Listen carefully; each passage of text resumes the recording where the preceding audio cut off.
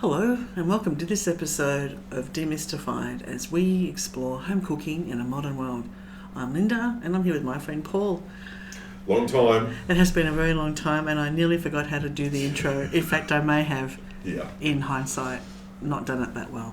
No, and I think first we should say to anyone that actually does listen to us or follow us, apologies for not posting anything in a while or doing anything in a while. We've had, I'm not going to blame you, extenuating circumstances which have meant that I've been unable to sit or walk or Talk or do anything. For a little while, but you have looked like a man on the edge, I must say. We're back on board now. So it is good. It is good that we're back. Yes. Yay. We are. Excellent. And so given that I spent quite a significant amount of time on the floor, laying down, not being able to move, not doing a whole heap of work, I spent a reasonable portion of time watching movies. Okay. So yes. I thought today, just for a bit of fun, before we get into talking about all things, Christmas and getting organised for that, and because we're getting into that time of year. Yes, we are. Yes. Movie food.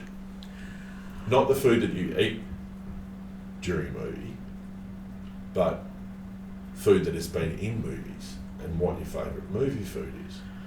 Or Wow. what your favourite movie food, or what your favourite food movies are, and or movie food. And I actually thought for a very brief period of time, maybe it was this drug-induced sort of thing. But you lived in for 3 months, yeah. yes? I thought for a period of time we could actually do a bit of a thing on the website where we just did movie food. Okay. So I watch quite a few movies. Okay, right? I was going to say, give me a... Because I'm trying to think now that I'm... Question without notice, Paul. You know how I love them. I'm having to think about this as I... Well, I've got a favourite movie which revolves around the running of a restaurant and food. It's called The Big Night. No, I don't know that one. Oh, okay. So it's Stanley Tucci. Ah, yes. Minnie Driver's in it as well. Love Stanley. Yeah. So it's essentially two brothers that have moved to America in the sort of 1950s from Italy. And one is this fabulous, awesome chef, and Stanley Tucci is his brother who runs the front of house. And essentially they're working in this they own this very sort of traditional Italian restaurant that works off traditional Italian food. Now, for the American palate in 1950s, they didn't really sort of understand it. And of course, across the road, they had a competitor who had this sort of up vibe, modern twist on Italian American food that was packed all the time. So in a final ditch effort to make a success of this restaurant, their competitor across the road had invited a very famous jazz musician to come to the restaurant, and it became the talk of the town, and they put on this huge dinner, and this huge dinner is at the core of the entire movie. And this chef by himself does the most amazing array of food that you've ever seen produced on film, I would suggest. Now, of course, it wasn't him, but they do a timpano, which is like this massive sort of baked pasta dish, and it's shaped like a timpani drum, whole fish, and it just goes on and on, like risotto of all different flavours, and it is it's unbelievable. So every now and again I pull that out and watch that because it's unreal, but I also watch like some mindless, boy movies as well, and I recently watched Kingsman. Oh, yes. Which I actually quite like that series, but in the Kingsman they had Bakewell tart, and I was thinking, oh my god, I used to bake Bakewell tarts way back when. Now, mind you, their version of Bakewell tart is laced with arsenic because they're trying to kill someone. But nonetheless, it's funny how often food comes up in movies and whether you pay attention to it or not. So I was like, I'm going to make a Bakewell tart. Okay. Minus the arsenic. Minus the arsenic, just off the back of that. And then I saw another one. I can't remember what the movie was, but they did a gâteau breton, which is a famous French, very simple French gâteau. And so all these, it just sort of, I for some reason, I just started paying attention and taking notice of it. So yes, I thought I'd ask you a question without notice. What is your... Well, the two that spring to mind, yeah. One would be probably the first one, the one that I think is all about food. The ever funny Rob Brydon and... The Trip. Steve Coogan. The Trip. And the one through Italy. Yeah. How else can you combine comedy and food and super fine dining food and too. Great locations, like some of those places Doug and I have been to, and how did we miss these little places? All that stuff along the Amalfi Coast that they do, amazing. Yeah. And so I love watching that whole series, and no matter how often I watch parts of it or all of the movies, they're always funny. Yeah. In fact, the more often I watch them, the funnier they become, because I start laughing before I hear the jokes or before I hear the comments, because I know what's coming. So that would be probably my first one that springs to mind. And the second one would be Goodfellas. Yeah. Shaving the garlic with the razor blade. Yeah, Paulie made his sauce. Yeah. And at the very end of the movie, when he's getting hounded by, the coppers are overhead and the helicopters, and he's got to make the pasta sauce for the dinner, and he's trying to make the meatballs and get the veal pounded and do all that. So they're probably two that spring to mind quickly. I'm sure I'll think of some others, the obvious ones, the one about Julia Child. Well, I mean, that's obvious. That's obvious. But the other one that I really do like is Ratatouille. Okay. The Disney Pixar. Have you seen that? Did you watch that before you had the little fella, or only after? No, before. Before, okay. And the reason I watched that before is the funniest thing that most people don't know about that film is and I love the name of the reviewer, Anton Ego. Okay. And he walks into, most people, a lot of people have seen that movie, but he walks into the restaurant and asks for the chef to create something different and new, and he gets served a plate of ratatouille, and it floods back all these childhood memories for him, and it's like the greatest thing he's ever eaten, and something so simple. But the funny thing about it is the way that ratatouille and the rat actually builds that ratatouille, and the way that it's plated and presented was actually in real life done by Thomas Keller. And your favourite. And they animated it.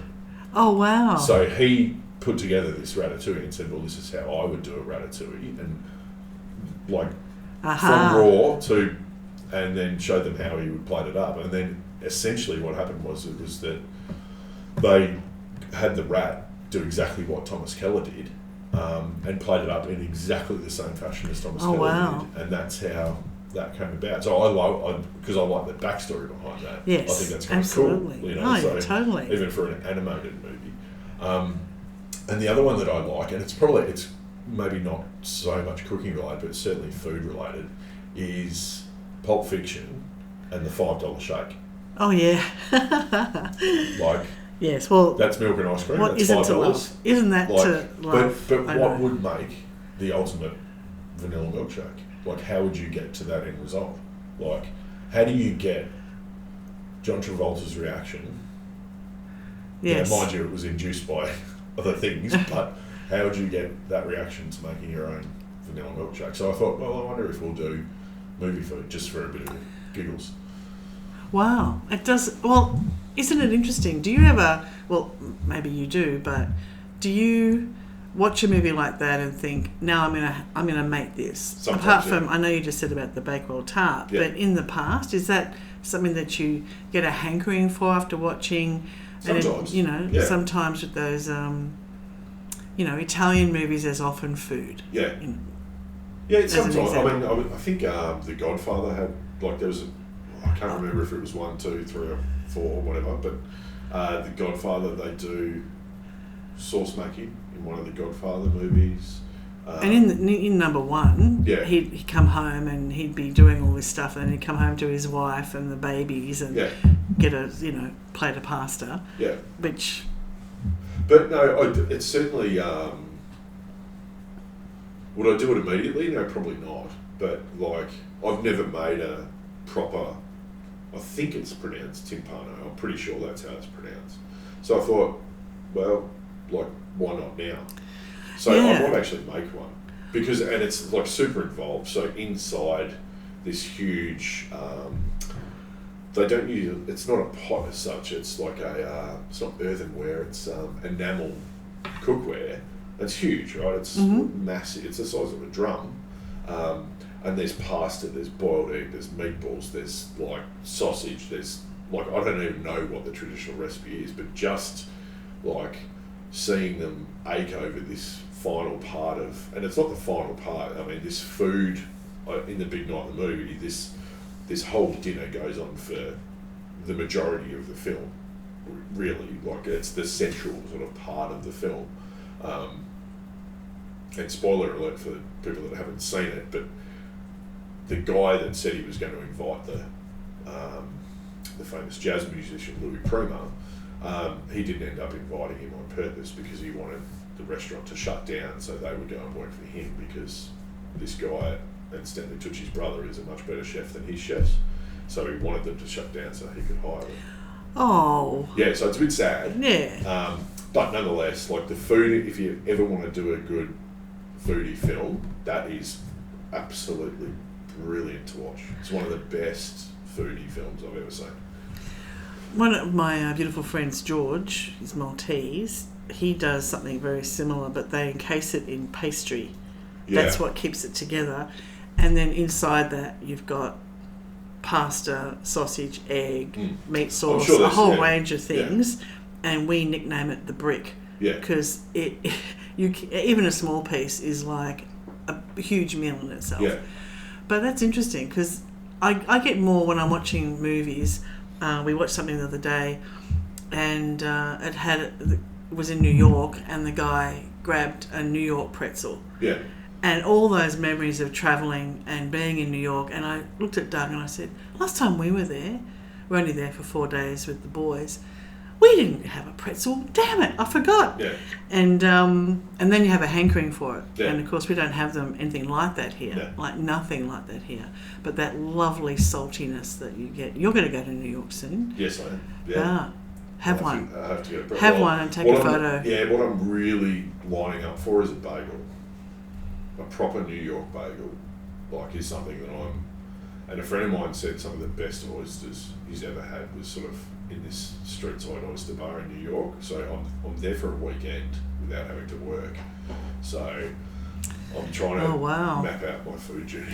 What would you do? I mean, there's so many things to do. But for a weekend. But yeah, so I see more memories of places that I've been. Yeah. Yeah, but I was just wondering, it's only because I watched a few movies and I thought, and a lot of that stuff is, it's achievable.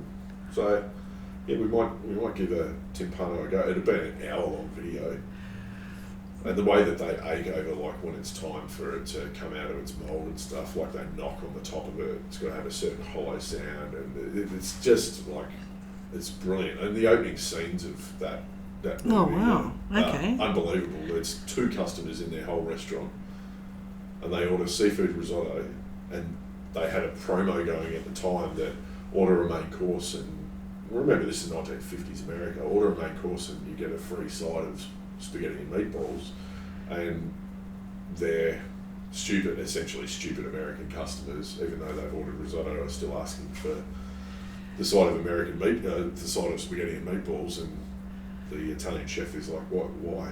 Like, why do you want to eat 2 starches together? That doesn't make any sense. Like, so yeah, it's a great movie, great food movie. But yeah, Ratatouille I also think is really good. Okay, well, I have to. Yeah, watch it. I have to watch it. Because what we do at the moment is also always watching, chefs on TV, Rick Steins of the world, and Jamie Oliver's and all the rest of it, and that's great.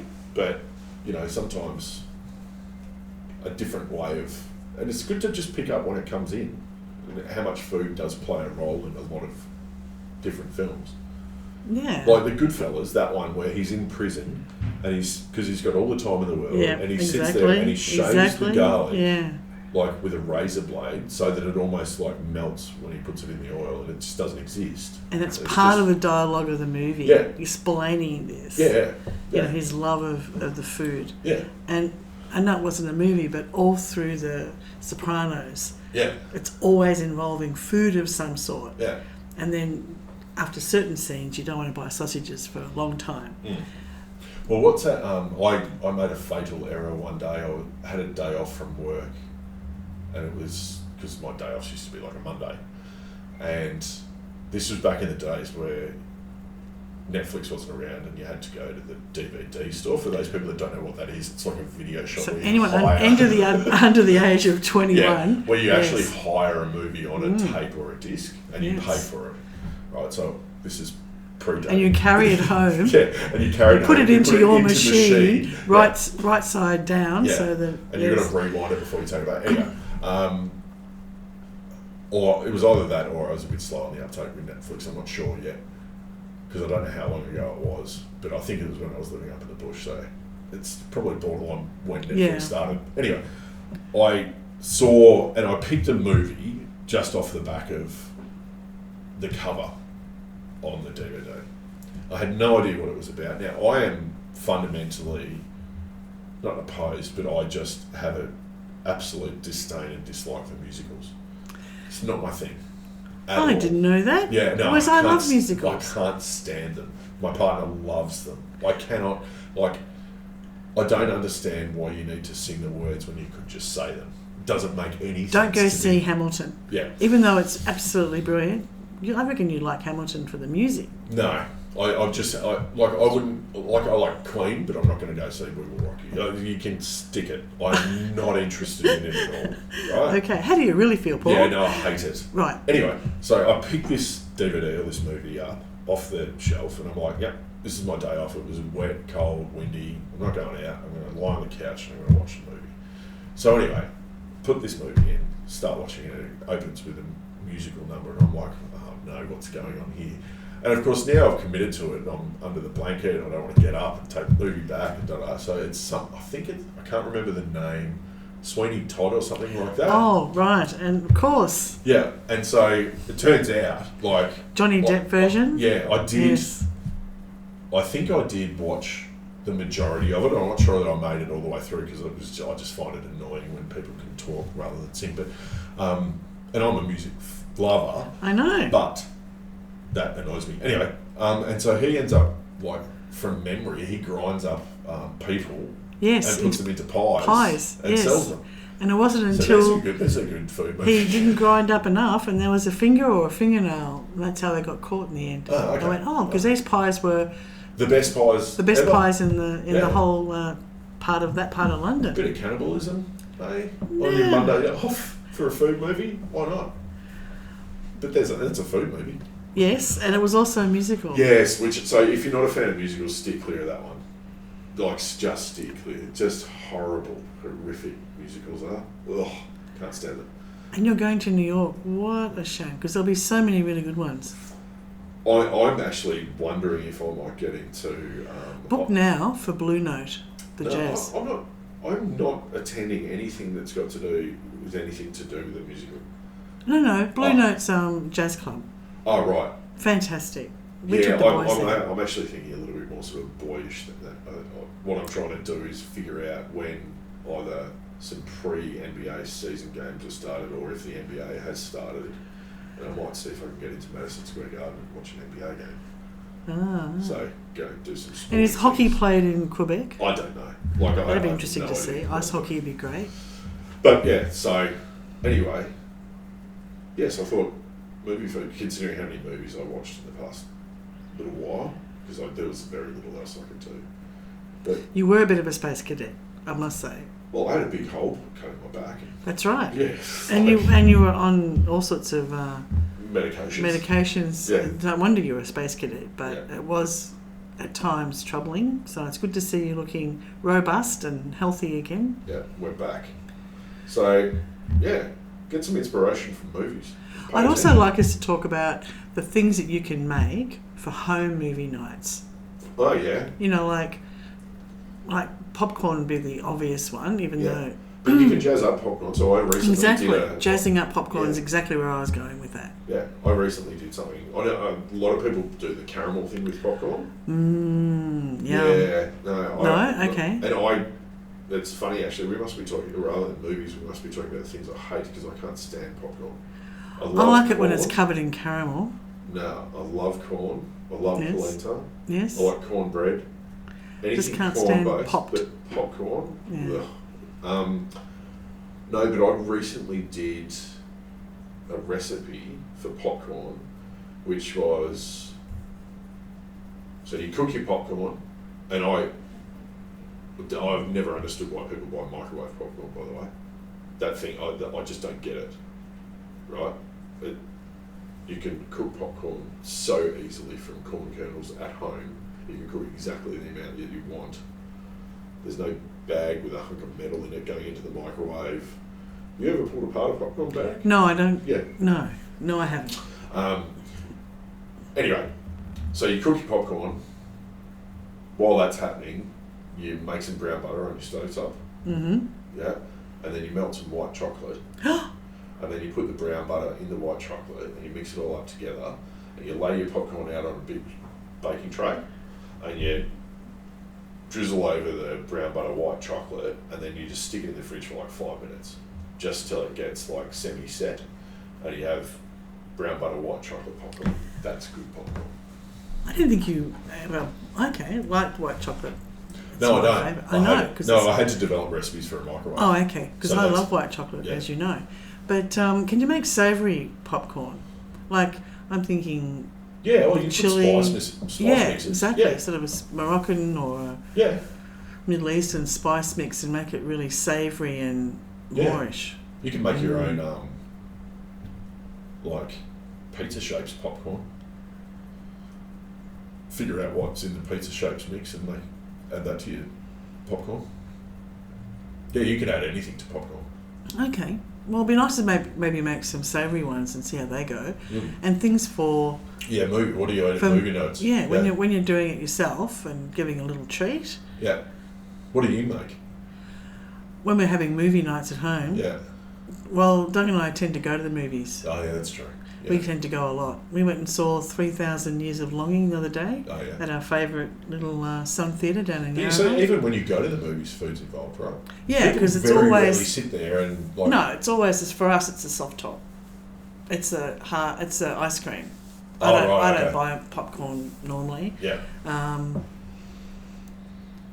I don't mind it, but I don't tend to buy it. I just go for the ice cream and it's the water. biggest rip-off in the world too. Right? Well, corn kernels cost about 50 cents. But we tend to go for the ice cream because it's, nice little treat. Top. A choc top, sorry, not soft top, a choc top. Yeah. And they make their own down there in various flavours. But at home, like any sort of, occasion if there's something on you're looking forward to watching. We did it with Game of Thrones when that was on, always put aside the telly, wait for the download. But, it'd be interesting to see, in Australia it's little hot dogs. Like we're coming up to our footy weekend, our grand final. Yeah. And for last 20 years, Doug has made a little picnic sort of sausages in bread and then a whole range of things we put in them, like grated cheese and mustard and a whole range of stuff. And have picnicky things for the it's kind of like our Super Bowl sort of stuff, yeah. And rather than a hot dog, it's something spicy normally, a spicy sausage or a sausage, depending on who's coming and if there's any kids involved, because they don't like spicy normally. But then there's a picnic of food that you can just keep nibbling at. And see, that's funny because when we don't get to go out anymore. We haven't been to the movies unless it's like a kids movie. But it's funny how people always go for like sugary or salty at movies. Well, it's that, right? It's that sort of, it's funny, right? Yeah. But when at home, so when we have a movie night at home, I am very much like, I'll go and buy some really nice cheese and bread. Oh, yeah. Or like a few cured meats and maybe some pate. That's my thing. Like if you're sitting there to like really engage in a movie and watch it, or stuff like that. Like I don't know. I'd prefer that. Yeah, but you'd probably go cheese and cured meats and bread over any meal, any time. Yeah.